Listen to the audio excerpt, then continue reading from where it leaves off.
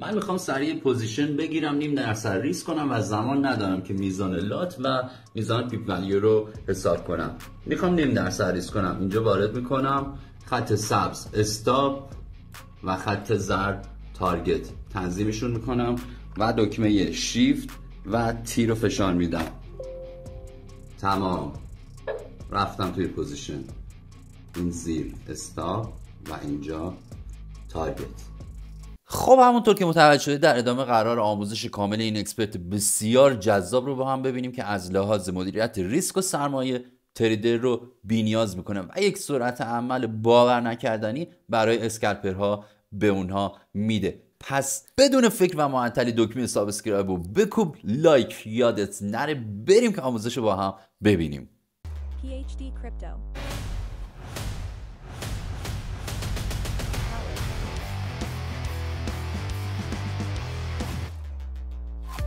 PhD Crypto. Success in the world. قبل از اینکه شروع کنیم یه نکته ریز رو بگم. ببینید این اکسپرت خیلی توانایی‌های زیادی داره. همه پارامتراشو میتونید شما تعویض کنید، از رنگ خطاش گرفته تا اینکه بهش مثلا تعریف کنید، بگید که اگر شما استاپو تنظیم کردین این تارگت رو براتون به صورت اتوماتیک روی 1:2 یا روی 1:1 تنظیم کنه. نسبت به اون استراتژی که دارید میتونید براش تعریف کنید که مثلا 3 تا تارگت بذاره، اولیش رو روی 1:1 خارج بشه، دومیش رو 1:2، سومیش رو 1:3.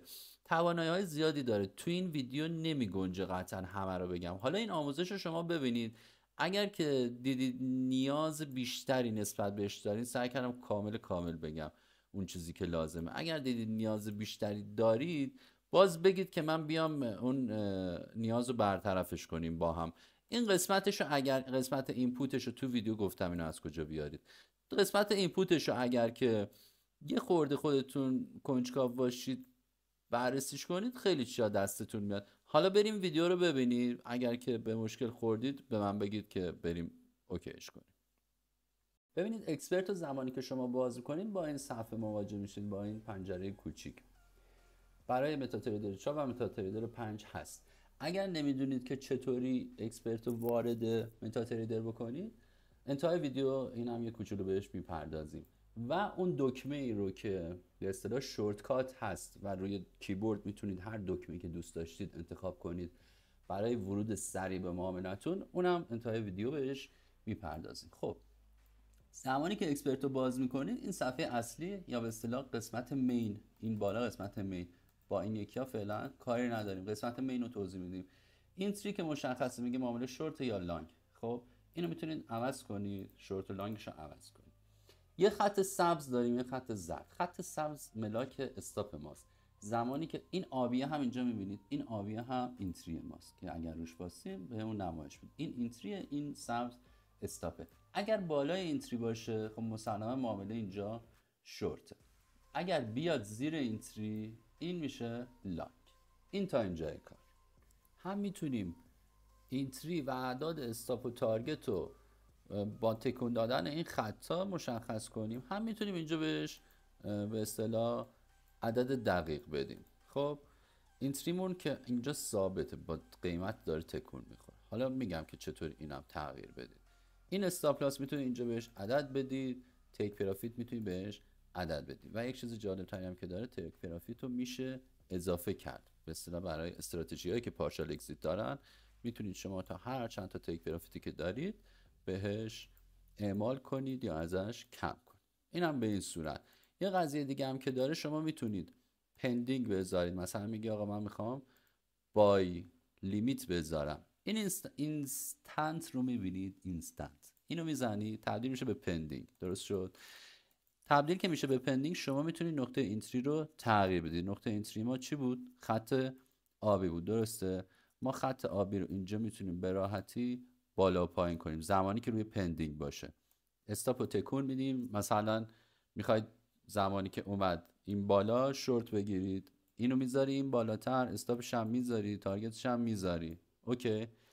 و اینو اعمالش میکنیم. برای اعمال کردن پوزیشن حالا بهتون میگم چطوری روی کیبورد بزنید و اون دکمه رو از کجا شورتکاتش رو بذارید. این تا اینجای کار رو دقت کنید.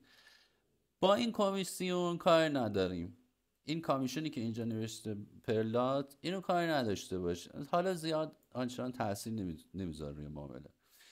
اکانت اکویتی، این مبلغ اکانته، میگه روی بالانس بذارم، روی اکویتی بذارم، روی چی بذارم. یا میخوای به صورت دستی مثلا بهش بگی، مثلا میگی من اکانتم چه میدونم $4000 $10,000 هر چقدر.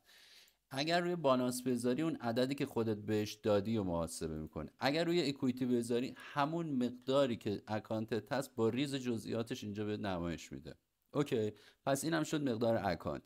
قسمت ریسک رو میخوای چقدر ریسک کنی توی هر معامله؟ 0.5% میزنی، 1% میزنی. الان روی این اکانتی که ما داریم توضیح میدیم، این اکانت 106,000 تاست. ما میگیم 1% میخوایم ریسک کنیم روش. اوکی، میگه بسیار عالی، شما زمانی که این استاپت باشه اینجا استاپته. $1061 از $106,000 که میشه 1%ش استاپ میخوری. این تارگتمونه دیگه. خب این تارگت رو ببین بالا پایین که میکنیم این ریوارد تغییر میکنه. میگه اگر با این ستاپ بری تو انقدر استاپ میخوری و انقدر تارگت میخوری. این میزان استاپ و تارگت رو به ما نشون میده. اوکی، ریسک به ریواردش هم نشون میده. میگه ریسک به ریوارد این معامله 4.47، یعنی تقریبا 1/4 و 4، 1/4 اینجوری حساب کنید. پوزیشن سایز هم که اینجا نشون میده، یعنی اگر که شما این پوزیشن رو اعمال کنی $2.13 میره توی معامله. حالا میگید اوکی، اینا رو که ما تنظیم کردیم چجوری اعمالش کنیم؟ این قسمت سربرگ اینو میبینید، میایید انتها قسمت تریدینگ رو که بزنید به هیچ کدوم از اینا کاری نداری، به هیچ کدوم دست نمیزنی، فقط ترید رو میزنی. یه پیام میاد میگه که با این سایز چک کن ببین درسته این پیام یا نه. با این سایز انقدر لات، انقدر اکویتی داری، ریسکت انقدر، استاپ بخوری انقدر استاپ میخوری، انقدر مارجین میره تو، نقطه ورودیت اینه، استاپت اینه، تک پرافتت اینه. درسته چک کردی؟ میگی آره چک کردم. اوکی بزنی، اوکی که بزنی. الان مارکت بسته است، متاسفانه اعمال نمیکنه.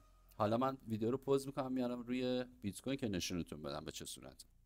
خب اینو من آوردمش روی بیت کوین که مارکتش 24 ساعت است. اگر که اینجا الان ازمون بپذیره ما ترید رو میزنیم، میگه چک کن، چک میکنیم. خب اوکی پذیرفت. این اعمال میشه برای ما. این زیر خط سبز SL اینجا نوشته، زیر خط آبی که ما گذاشتیم پندینگ سل لیمیت بذاره اینجا نوشته، و زیر خط زرد تارگتمونه. این به سرعت میاد اعمال میکنه اینو. ما روی نزدک بودیم اگر یادتون باشه، لاتمون به اصطلاح روی $2 بود اینجا، اما روی بیت کوین تغییر کرد دیگه. این سری خودش محاسبه کرد، تقریبا شده 20 لات، دقیقاً شده 20 لات با این ستاپی که گذاشتیم. درست این محاسبه میکنه سری خودش، میزان لاتو میزنه، میزان ریسکی که میخوای بکنی بهش شما نگاه کنید، فقط اینو میخواید خیلی خلاصش بکنی، فقط این میزان ریسک رو اینجا مینویسی، هر چقدر که میخوای ریسکت کنی. 25% میخوای ریسک کنی، استاپ تو میذاری، استاپ بیاری بالا معاملت شورت، اینجا استاپ بیاری پایین معاملت لانگ دیگه. بالاخره این خیلی مشخص و واضحه. اینو میذاری و وارد معامله میشی، هر تعدادی بخوای این برات سریع همونجا اعمال میکنه.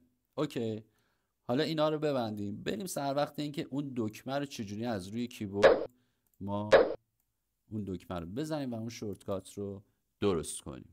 قبلش بگم که این فایل ها رو من براتون میذارم داخل کانال تلگرام، فایل های نصب متا تریدر 4 و متا تریدر 5 رو براتون میذارم، سایت رسمیش هم براتون میذارم. میتونید به توی سایت رسمیش به طور مستقیم دانلود کنی. میتونید اگه سختتون بود تو سایتش پیدا کردن سخت بود، از اینجا من براتون میذارم فایل متا تریدر 4 و متا تریدر 5 رو به راحتی دانلود کنید.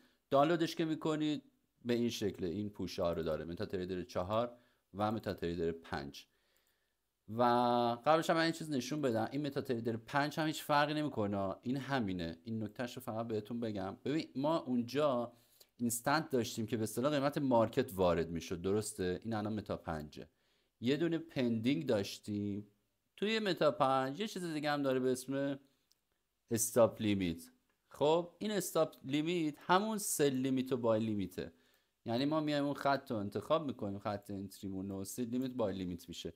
تنها تفاوتش همینه، بقیهش دیگه همون شکلی. اوکی برگردیم.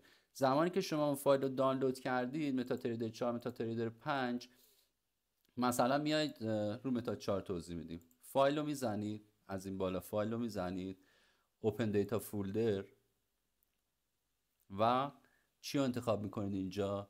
MQL 4 رو انتخاب میکنید، قسمت اکسپرت رو انتخاب میکنید و اون فایلی که دانلود کردی از داخل کانال متا 4 رو کپی میکنید، یه فایل زیپه ها. این فایل رو اول میرید اکستراش میکنید توی سیستمتون، اکسترا که شد پوشش رو میگیرید کامل میکشید توی متا 4، توی این پوشه MQL 4 کپیش میکنید. اوکی این از متا 4 تموم میشه. زمانی که اونو زدید میاد قسمت نویگیتورتون. برای کسایی میگم که نمیدونن چطوری اکسپرت رو بیارن، اینجا قسمت اکسپرت اگر بسته است بازش کنید، پوزیشن سایز براتون نمایش داده میشه، اینم باز مجدد باز کنید، بگیرید بکشیدش روی صفحه. میکشید روی صفحه، پیام بهتون میده، یس رو که میزنید این باز میشه. حواستون باشه هر موقع اینو باز بسته میکنید این میزان ریسکش میاد روی 1%. احتیاط کنید متضرر نشین، اکانتتون نریزه به هم. هر میزان ریسکی که داری مجدد بهش بدید. تموم شد، کاری نداره. برای متا 5 یه نکته ریز داره. برای متا 5 شما تمام این کارا رو که کردی، این فایل رو کپی کردی، زمانی که اینو میارید میکشید توی اون پوشه، ببینید من اینجا باز نشونتون بدم، اوپن دیتا فولدر رو میزنیم، دقت کنید MQL 5 رو میاریم اینجا، مگر نرفتیم تو متا 4 توی اکسپرت کپیش کردیم.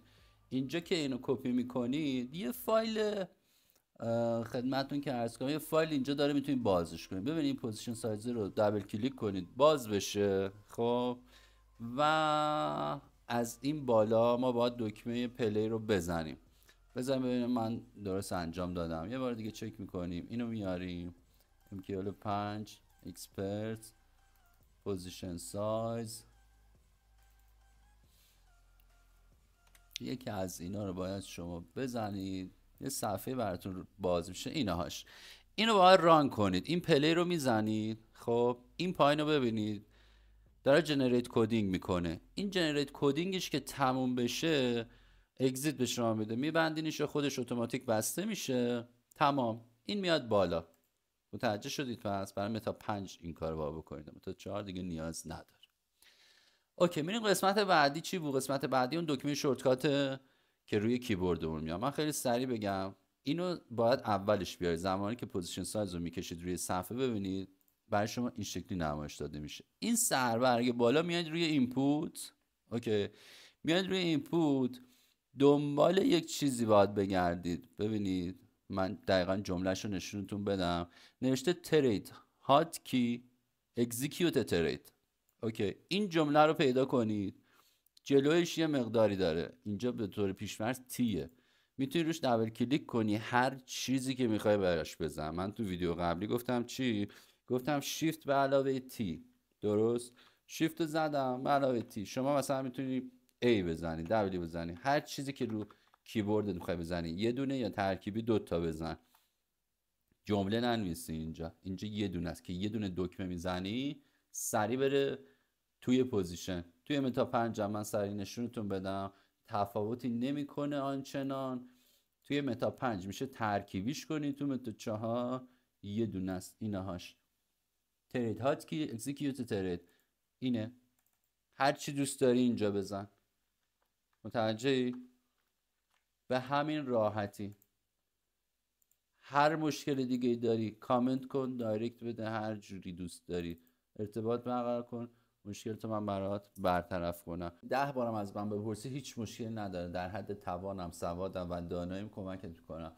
لطفا شما هم یه کمک کنید، یه حمایت کنید از پیج که در کنار هم رشد کنیم. این پیج هیچ تبلیغاتی نداره و فقط با کمک خود شما عزیزان رشد میکنیم کنار هم.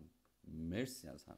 در انتها اگر علاقه‌مند هستید که از سیستم‌های معاملاتیتون و استراتژیاتون بک تست یا فوروارد تست بگیرید اما نمیدونید از چه سایت یا اکسپرتی استفاده کنید، قوی ترین اکسپرت رو در این زمینه براتون آموزشش رو گذاشتم که روی تصویر دارید میبینید. و این هم اضافه کنم که این اکسپرت نسخه پرمیومش هست و ویژگی های محدود کننده رو نداره، یعنی تمام دسترسی های شما در اون آزاد هست. با اون اکتیویتوری که براتون داخل کانال تلگرام گذاشتم میتونید پرمیومش کنید و به صورت همیشگی ازش استفاده کنید. حتما ویدیو رو ببینید، خیلی میتونه براتون جذاب باشه.